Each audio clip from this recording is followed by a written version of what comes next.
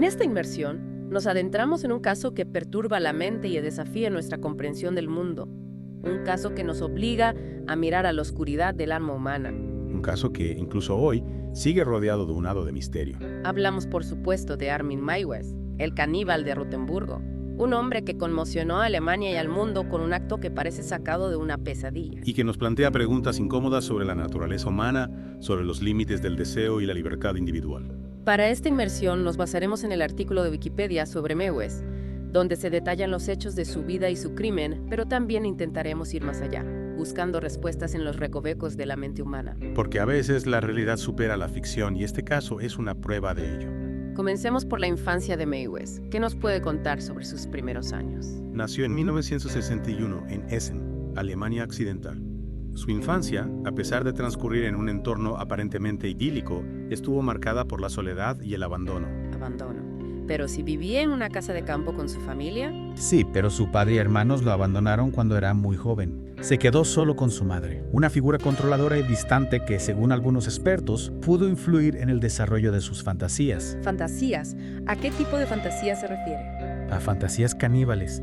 Desde muy joven, Meiwes imaginaba devorar a un amigo, un hermano imaginario que creó para combatir la soledad. Imaginaba que al consumirlo se fusionaría con él, formando una unidad inseparable. Es escalofriante pensar que esas fantasías macabras se gestaron ya en su infancia. ¿Y qué hay de su adolescencia? ¿Cómo se manifestó esa oscuridad en su juventud? Sus deseos, lejos de desaparecer, se intensificaron. En su adolescencia fantaseaba con consumir a la persona amada como la máxima expresión de unión y posesión. Una visión distorsionada de la maximidad. Pero, ¿cómo podemos comprender este tipo de impulsos? ¿Se trata de una simple desviación o hay algo más profundo? Es difícil discernir las causas exactas de este tipo de deseos. La psique humana es un fenómeno como causal con piezas que no siempre encajan. La soledad, el abandono, la dinámica familiar, todos esos factores pudieron influir en la construcción de su mundo interior. Un mundo interior que permaneció oculto durante años, hasta que Meiwes encontró un nuevo espacio donde dar rienda suelta a sus fantasías. Internet. Tras servir en el ejército y cuidar de su madre hasta su muerte, Meiwes se sumergió en el mundo virtual. En el año 2000, comenzó a frecuentar foros online dedicados al canibalismo. Un espacio virtual donde encontró dos personas que compartían sus inquietantes deseos, y fue allí donde conoció a su víctima. No exactamente. Antes de llegar a Bernd Jürgen Brandes, la víctima con la que finalmente cometió el acto, hubo otro encuentro significativo. Un cocinero se ofreció como víctima, incluso poniendo a su disposición a 2 ayudantes para el festivo. En serio. ¿Y qué ocurrió? ¿Por qué no aceptó esa primera oferta? Meiwes lo rechazó. Al parecer, no estaba completamente convencido. Este detalle, a menudo pasado por alto, nos da una pista importante sobre la mente de Meiwes. ¿Qué quiere decir? ¿Qué nos revela ese rechazo? Que Meiwes no buscaba un simple acto de canibalismo. Buscaba algo más, una conexión especial con la víctima. No quería abortar. Una conexión macabra, sin duda. Y esa conexión la encontró finalmente en Bernd Jürgen Brandes, un ingeniero de Berlín. Con Brandes, la comunicación fue diferente. En sus conversaciones online, ambos encontraron en el otro a la persona que buscaban para cumplir sus deseos más oscuros.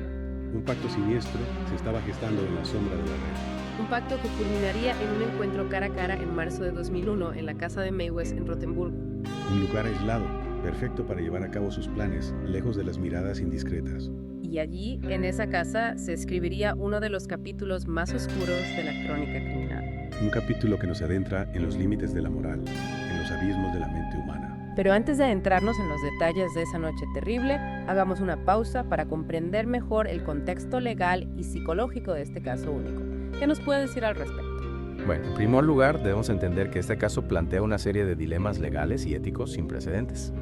El canibalismo como tal no está tipificado como delito en Alemania, lo que sí está penado es el asesinato y la profanación de cadáveres. Entiendo, entonces la clave del caso reside en determinar si lo que ocurrió en esa casa fue un asesinato o, como argumentaba la defensa de Meiwes, un caso de suicidio asistido. Exactamente, y aquí es donde el consentimiento de la víctima juega un papel crucial. Porque Brandes, según tengo entendido, viajó a Rotemburgo de forma voluntaria, sabiendo lo que iba a suceder. Sí, de hecho existen pruebas de que Brandes no solo consintió, sino que participó activamente en el desarrollo de los acontecimientos. Es difícil comprender cómo alguien puede consentir algo así. ¿Qué nos dice la psicología sobre este tipo de dinámicas? El caso de Meiwes y Brandes nos adentra en el terreno del sadomasoquismo extremo, un territorio complejo donde el deseo y el dolor se entrelazan de forma inextricable. Se podría decir que ambos, tanto Maywes como Brandes, estaban atrapados en sus propias fantasías en una realidad paralela donde los límites de lo aceptable se difuminan. Es una posibilidad. Internet, como hemos mencionado, pudo facilitar la creación de esa realidad paralela, un espacio donde los deseos más oscuros pueden encontrar eco y complicidad. Pero volvamos a esa noche en Rotemburgo. ¿Qué sabemos exactamente sobre lo que ocurrió ahí? Los detalles, como podrás imaginar, son escabrosos. Maywes grabó parte de lo sucedido, y esas grabaciones, junto con su propio testimonio, nos permiten reconstruir al menos parcialmente los hechos. ¿Y qué nos revelan esas grabaciones? Que el encuentro entre Maywes y Brandes fue un ritual macabro, una mezcla de horror y fascinación por lo prohibido. ¿Podría ser más específico? Entiendo que los detalles son perturbadores, pero necesitamos comprender la magnitud de lo sucedido. De acuerdo, según las pruebas, Brandes, bajo los efectos del alcohol y medicamentos, le pidió a Maywes que le amputara el pene. Maywes accedió y después ambos consumieron parte del órgano. Es increíblemente perturbador. ¿Cómo puede alguien? No encuentro las palabras. Es un acto que desafía nuestra comprensión, que nos enfrenta a los límites de la moral y la condición humana. ¿Y después de la amputación, qué ocurrió? Brandes, debilitado por la pérdida de sangre, le pidió a Maywes que acabara con su vida. Maywes lo apuñaló grabando el proceso en vídeo. Esa grabación, imagino, fue una prueba clave en el juicio. Lo fue, aunque nunca se hizo pública. Su contenido fue determinante para la condena de Maywes. Y después del asesinato, ¿qué hizo Maywes con el cuerpo? Lo descuartizó y lo almacenó en un congelador. Durante los meses siguientes consumió la carne de Brandes tal como había planeado. Es un acto que roza lo monstruoso. ¿Cómo fue finalmente descubierto? La policía llegó a Maywes gracias a la denuncia de un estudiante universitario. El estudiante, navegando por internet, encontró mensajes de Maywes en los que buscaban nuevas víctimas para saciar sus fantasías caníbales. Así que la búsqueda de nuevas víctimas fue su perdición. La policía, al registrar su casa, encontró los restos de Brandes y las grabaciones del crimen. Exacto. Maywes fue arrestado en diciembre de 2002. El juicio, como mencionamos antes, se convirtió en un acontecimiento mediático sin precedentes, generando un debate social y legal de enorme complejidad. Un debate que giraba principalmente en torno a la cuestión del consentimiento y la responsabilidad de cada uno en este macabro pacto. Así es, la defensa de Maywes, como hemos comentado, argumentaba que se trataba de un homicidio a petición de la víctima, mientras que la fiscalía sostenía que se trataba de un asesinato con motivos sexuales. Dos visiones completamente opuestas que reflejan la ambigüedad moral de este caso. ¿Y cuál fue el veredicto final? En el primer juicio, Maywes fue condenado a 8 años y medio de prisión por homicidio.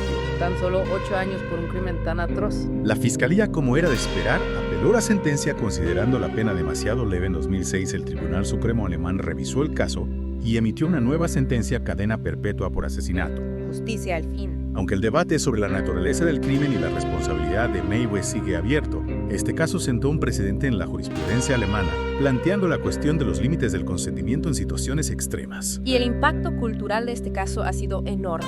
Sin duda, el canibalismo de Rotemburgo ha inspirado películas, documentales, canciones e incluso obras de teatro. ¿Hay alguna obra en particular que destaque? La canción Mein Teil del grupo Rammstein, por ejemplo, está inspirada en el caso La Letra.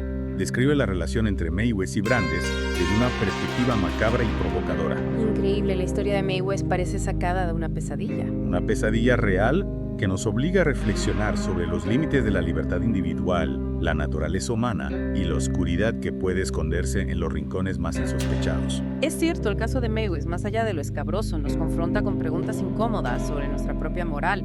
¿Hasta dónde llega la libertad individual? ¿Dónde está la línea que separa la fantasía de la realidad? ¿Cómo podemos comprender la mente de alguien capaz de cometer un acto tan atroz? Preguntas difíciles sin duda, y creo que una de las claves para entender este caso es comprender que Internet jugó un papel crucial en su desarrollo. ¿A qué te refieres? Maywes y Brandes se conocieron en un foro online dedicado al canibalismo. Internet les proporcionó un espacio donde sus deseos, por muy oscuros que fueran, podían ser expresados sin censura. Encontraron en la red una comunidad, una complicidad que les hizo creer que sus fantasías eran compartidas aceptables. Es decir, que Internet en cierto modo les dio la validación que no encontraban en el mundo real. Exacto. Y esto nos plantea una reflexión importante sobre el impacto de Internet en nuestra sociedad. La red puede ser una herramienta poderosa para el conocimiento y la comunicación, pero también puede ser un terreno fértil para la proliferación de ideas y deseos peligrosos. Un arma de doble filo. Sin duda, y en este caso Internet actuó como un catalizador, facilitando el encuentro entre dos mentes perturbadas que de otro modo quizás nunca se hubieran conocido. Es escalofriante pensar en las consecuencias que puede tener la libre circulación de este tipo de información en la red. Este caso nos obliga a reflexionar sobre los límites de la libertad de expresión en el mundo virtual. ¿Hasta qué punto debemos permitir la existencia de espacios donde se promueven ideas que, aunque no sean ilegales, pueden incitar a la violencia o a comportamientos antisociales? Es un debate complejo sin respuestas fáciles, pero volviendo al caso de Meiwes, ¿qué podemos aprender de él? ¿Qué nos dice sobre la naturaleza humana? Creo que este caso nos muestra la complejidad del ser humano. La oscuridad que puede habitar en nuestra mente nos recuerda que la línea que separa la normalidad de la locura es a veces muy tenue.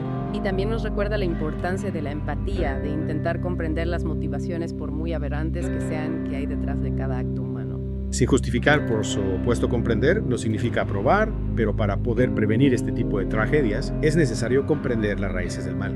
El canibalismo de Rotemburgo, como hemos visto, ha dejado una huella profunda en la cultura popular, en la jurisprudencia y la psicología, un caso único extremo que nos obliga a mirar a la oscuridad, a enfrentarnos a lo desconocido. Y a aceptar que la mente humana es un laberinto lleno de secretos, un territorio inexplorado, donde el bien y el mal se entrelazan de formas impredecibles. Amigos, hasta aquí nuestra inmersión en el caso de Armin Meiwes, el caníbal de Rotemburgo, un viaje a los límites de la moral y la comprensión humana. Esperamos que esta historia os haya hecho reflexionar tanto como a nosotros sobre la complejidad del ser humano y los desafíos que plantea el mundo en que vivimos. Hasta la próxima inmersión, donde seguiremos explorando los misterios que nos rodean.